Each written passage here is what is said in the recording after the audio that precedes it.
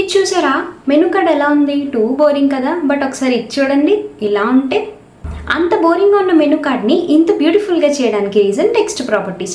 So అంత important అయిన text properties గురించి ఈరోజైతే మనం తెలుసుకుందాం. Welcome to day 3 of CSS. First నేను డివ్లో ఒక సెంటెన్స్ తీసుకున్నా, వెల్కమ్ టు నాస్వా వరల్డ్ అని. ఇప్పుడు దీనికి different types of text properties apply చేసి అసలు అవన్నీ ఎలా వర్క్ అవుతాయో చూద్దాం.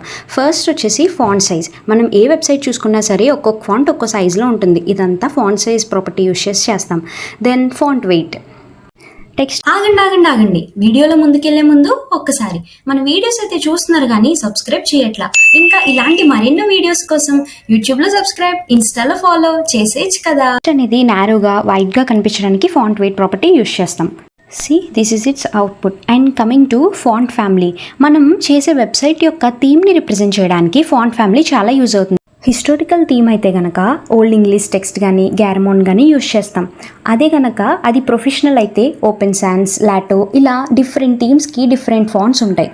And then text align. మనం కొన్ని వెబ్సైట్స్ చూసినట్లయితే కొన్ని టెక్స్ట్ మిడిల్లో, కొన్ని లెఫ్ట్కి, కొన్ని రైట్కి ఉంటాయి కదా. ఇవి టెక్స్ట్ అలైన్ ప్రాపర్టీ యూజ్ చేసి రాస్తాం. ఇక్కడ సెంటర్ అని ఇచ్చా, సో ఆ సెంటెన్స్ సెంటర్లో ఉంటుంది. And text decoration. ఏదైనా సెంటెన్స్కి అండర్లైన్ కానీ డాటెడ్ కానీ డిఫరెంట్ టైప్స్ ఆఫ్ డెకరేషన్ ఏదైనా యూజ్ చేయాలంటే మనం టెక్స్ట్ డెకరేషన్ యూజ్ చేస్తాం.